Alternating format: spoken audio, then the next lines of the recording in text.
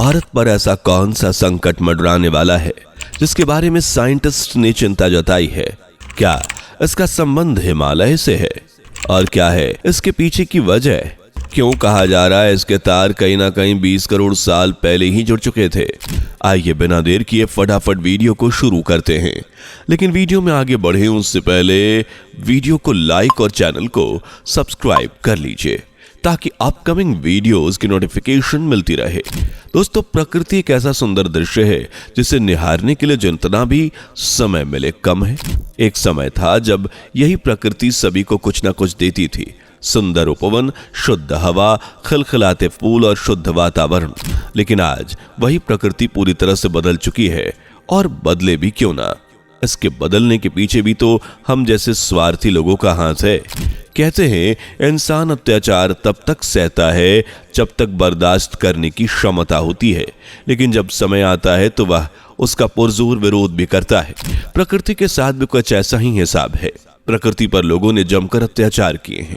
किसी ने अपने स्वार्थ के लिए पेड़ काट दिए तो किसी ने पहाड़ों को खिसकाना शुरू कर दिया। यहां तक कि अपने स्वार्थ के लिए पूरे जंगल ही उड़ा दिए गए, और उन बेजुबान जानवरों के बारे में भी नहीं सोचा गया जो उनके घर हुआ करते थे।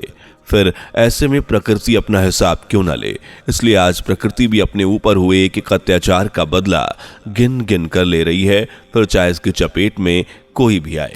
इसका जीता जागता एग्जाम्पल तो आपने तेलंगाना को ही देख कर ले लीजिए, जहां पेड़ों को इस कदर काटा गया जैसे मानो कोई जंगली घास काट रहे हों।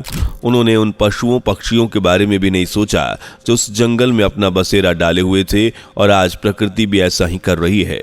एक प्रलय बहुत जल्द भारत में भी दिखने को मिलने वाली है, जिसमें आधा भारत तबाह हो जाएगा। जी हाँ, आपके कान बिल्कुल सही सुन रहे हैं। हम बात कर रहे हैं ऐसी प्रलय की जिसमें 30 करोड़ से ज्यादा लोगों के जान माल का खतरा हो सकता है।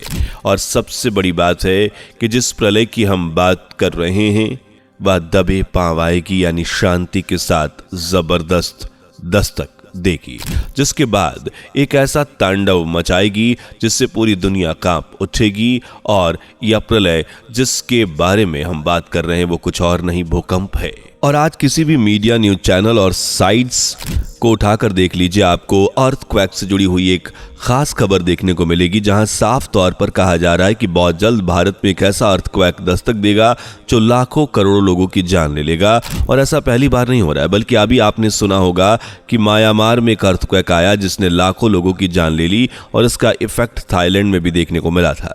सबसे बड़ी बात, म्यांमार और थाईलैंड में आने वाले भूकंप का संबंध कहीं ना कहीं भारत की ओर इशारा कर रहा है। यह चेतावनी दे रहा है कि भारत में बहुत जल्द ऐसा ही कुछ होने वाला है, और इसका संबंध आज से नहीं बल्कि 20 करोड़ साल पुराना बताया जा रहा है। म्यांमार थाईलैंड के भूकंप का इशारा भारत के हिमालय की ओर है, और शायद आप में से अधिकतर लोग जानते ही होंगे कि इस समय हिमालय के जो हालात हैं वो क्या हैं। उदाहरण के लिए उत्तराखंड का ही केस ले लीजिए, जहां बार बार जमीन धसकने की बात सामने आती है। आज म्यांमार के जो हालात हैं वो बद से बदतर हैं। लोग बुरी तरह से फंसे हुए हैं। लोग इतने मजबूर हैं कि वो किसी की मदद भी नहीं कर पा रहे।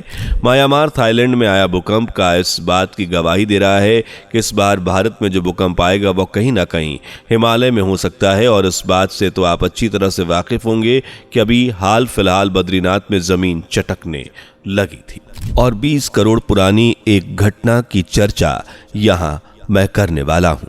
तो 20 करोड़ साल पुरानी वो घटना जिसका ताल्लुक कहीं ना कहीं इस बात से भी जुड़ा है कि आखिर क्या वजह है जो भारत के पहाड़ इतने अस्थिर हैं। सिंपल तरीके से समझे तो भारत में जितने भी पहाड़ मौजूद हैं उनमें से हिमालय के पहाड़ सबसे ज्यादा कम उम्र यानी यंग हैं और युवा हैं।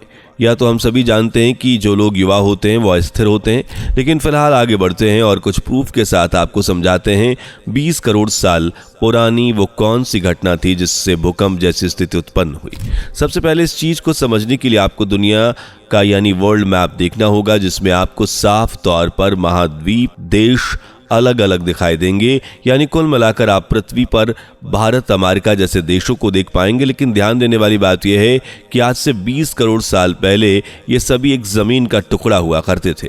तब तक एक बड़ा भूकंप यहाँ दस्तक देता है जिससे ये पृथ्वी टूट कर बिखर जाती है। और आपको बता दें कि इस समय आए भूकंप का नाम था पांगिया।